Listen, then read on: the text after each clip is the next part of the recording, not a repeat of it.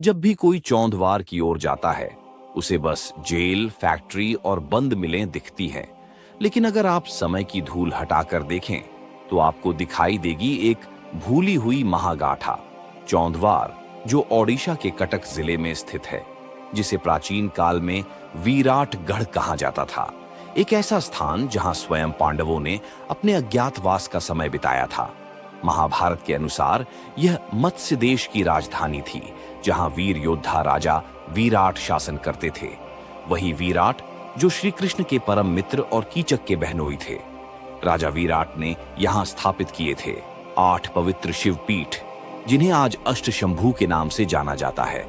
और यहाँ की लोक कथा कहती है, जब चौंधवार में पहली बारिश गिरती थी, तो लोग खेतों की ओर दौड़ते थे।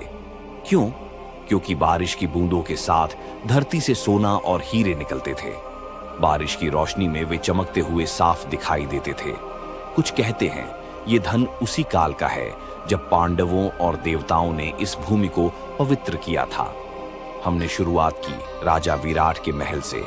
आज वो खंडहर है, लेकिन उसकी दीवारों में अब भी गूंजती है शौर्य की गाथा। फिर हम पहुंचे कपालेश्वर मंदिर, अष्टशंभु में से पहला। कहते हैं राजा विराट हर सुबह इन 8 शिव मंदिरों में पूजा करके ही भोजन करते थे। इसके बाद केदारेश्वर मंदिर, जिसे बूढ़ा लिंग भी कहा जाता है, विशाल प्रांगण, सुंदर नाट्य मंडप और एक पवित्र पुष्करिणी। पर आज ये मंदिर भी समय के थपेड़ों से टूटा फूटा है।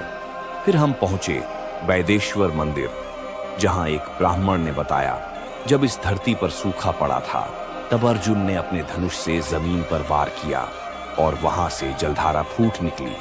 आज भी उस पानी का स्वाद कुछ अलग है, जैसे उसमें कोई दिव्यता हो। जब हमने पूछा, अर्जुन यहाँ क्यों आए थे, ब्राह्मण मुस्कुराए, क्योंकि श्री कृष्ण ने स्वयं पांडवों को अज्ञातवास में यहाँ शरण लेने का सुझाव दिया था। इसके बाद उत्तरेश्वर मंदिर, जो राजा विराट ने अपनी पुत्री उत्तरा के लिए बनवाया था। कहा जाता है हर रोज पूजा के समय वहां एक नागराज प्रकट होता है और पूजा के बाद अदृश्य हो जाता है। माने नागेश्वर, बालुंकेश्वर, छतेश्वर, बाटेश्वर और अंत में झोटेश्वर, ये सब अष्टशंभु शिवालय, जो आज भले ही टूटी हालत में हैं, लेकिन हर पत्थर, हर दीवार एक कहानी कहती है। चौंधवार सिर्फ एक शहर नहीं, ये एक जीवित इतिहास है। पांडवों के पद चिन्हों से पवित्र, शिव की आस्था से आलोकित और उन लोक कथाओं से बसा हुआ। कहा जाता है कि पुराने काल में बारिश की बूंदों में सोने और हीरे की चमक से हमें याद दिलाती है कि यह भूमि कभी दिव्यता से झूमती थी।